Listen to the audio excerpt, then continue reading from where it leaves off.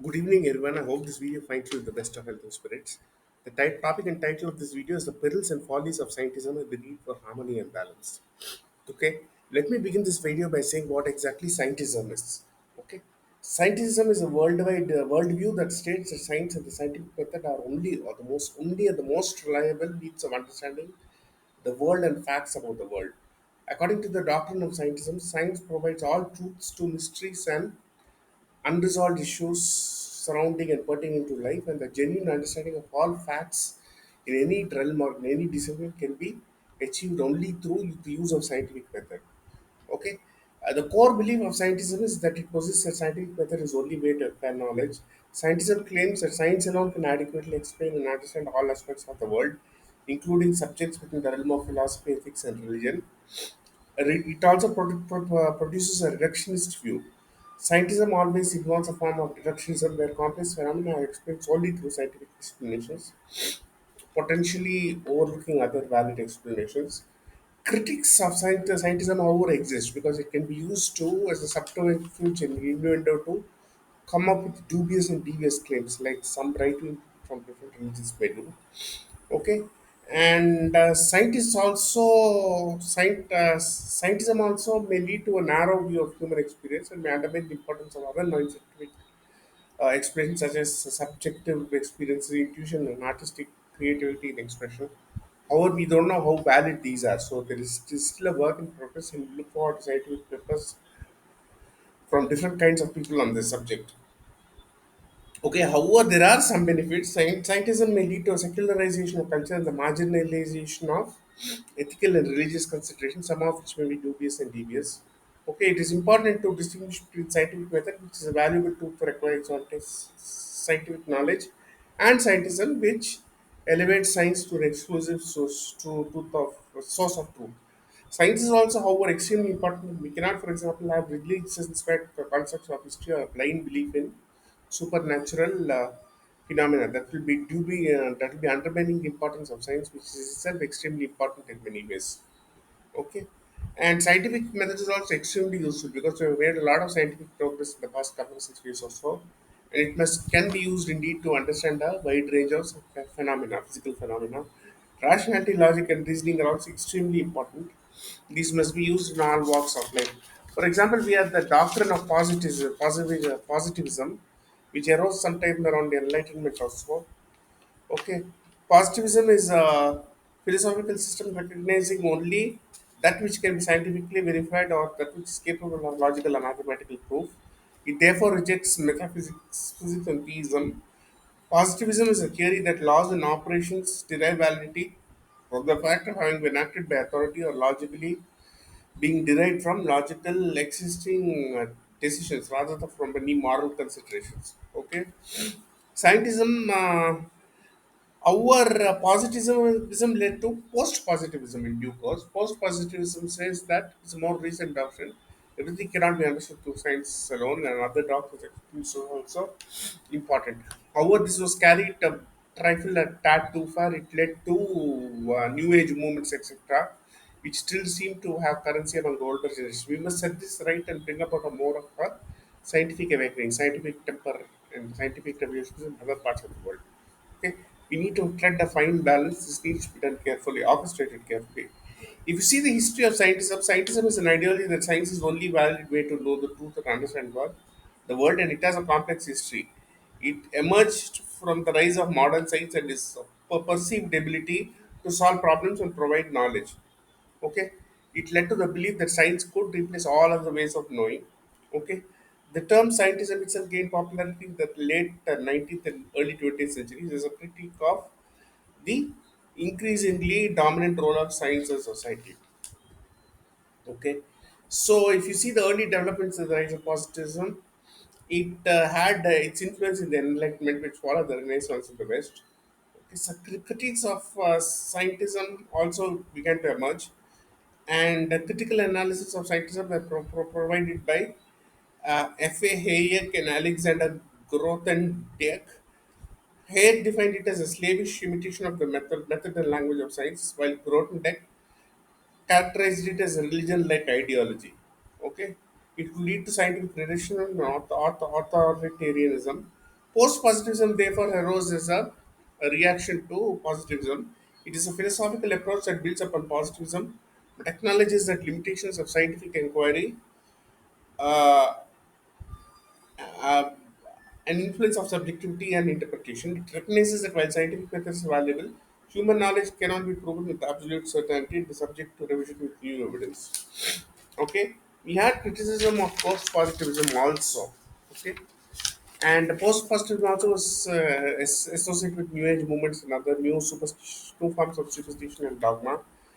The major problem with post-positivism is the perceived lack of rigor and objectivity inherent in its subjectivist leanings.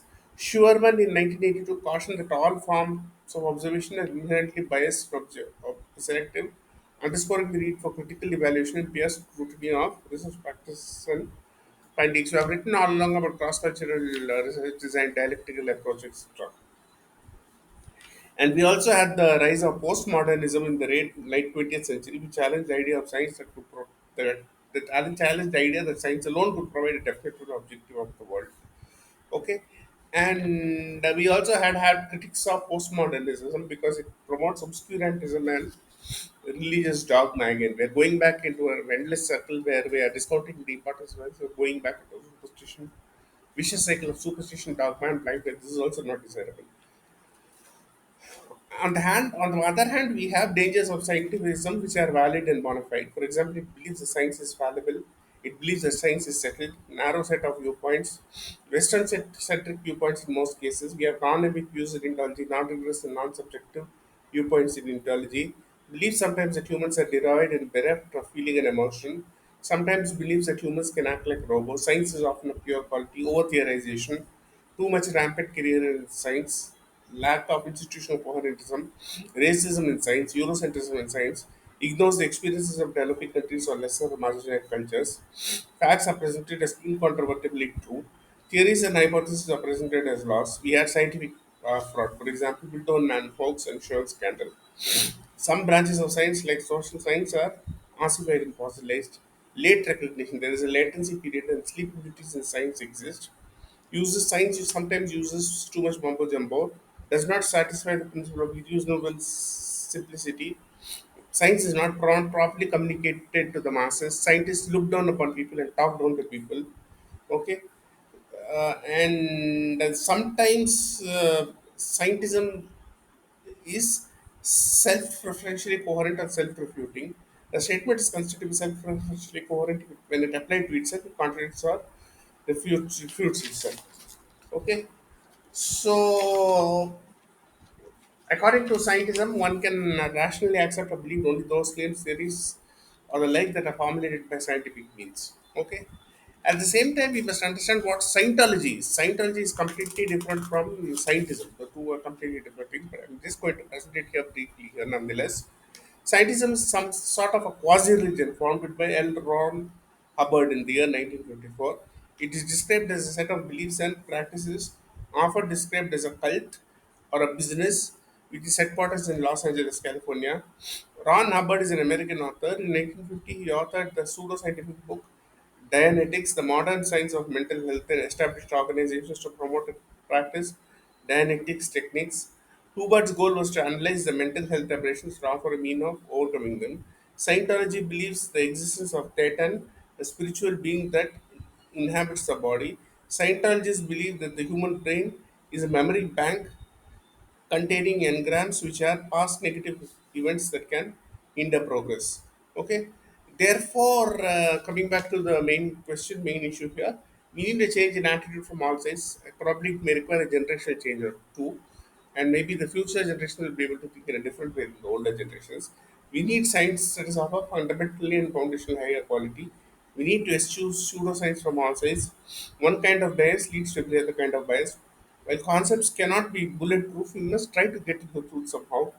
Let me give you some examples. We have concepts such as the strong anthropic principle and weak anthropic principle. The anthropic principle is a concept in cosmology that suggests that universe properties and laws are such that it allows for the existence of observers like humans, and all the nature's laws of nature are fine tuned for the existence of humans to have originated. Okay, and the principle itself is somewhat nebulous and hazy. Many criticisms of the above statements are possible. Therefore, scholarship must be rigorous as far as possible. An objective of scholarship must be of different theories must be clearly put forth. Scholarship must also be self-contained as far as possible.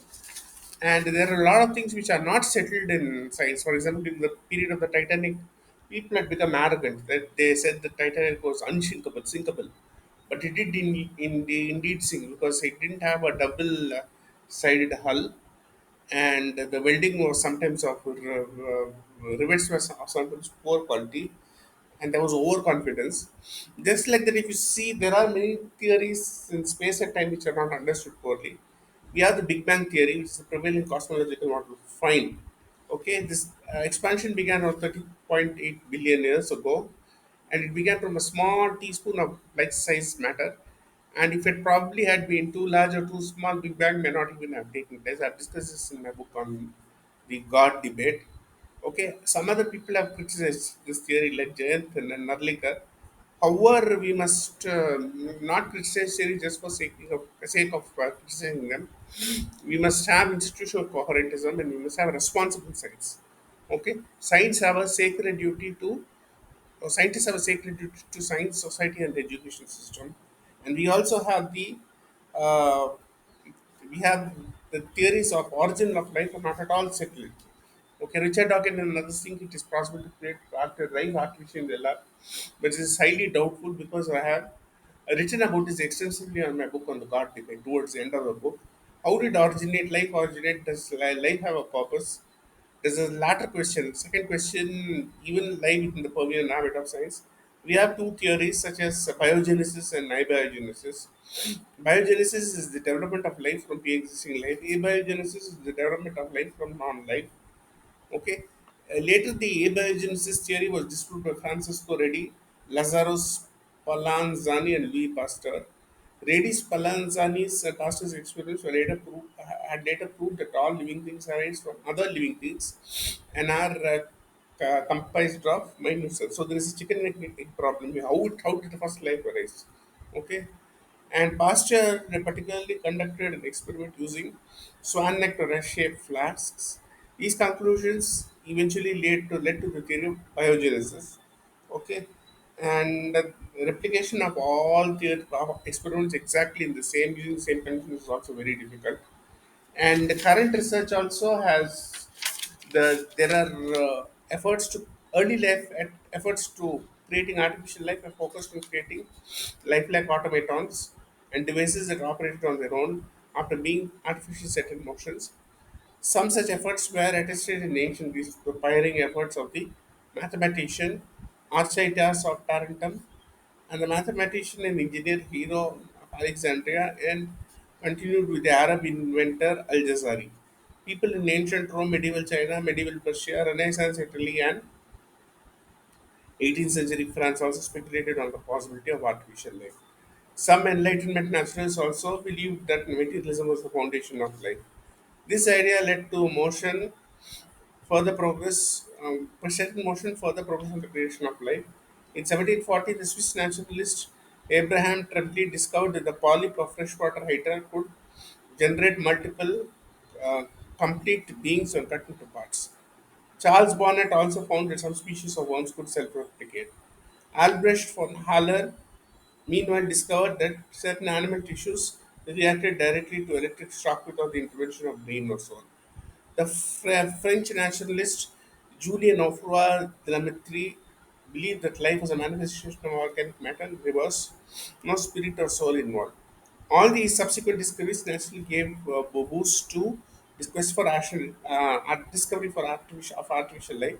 Today, the field of artificial life is an emergent and rapid growing and evolving area and field of study in which researchers critically and systematically examine various systems and aspects related to natural life.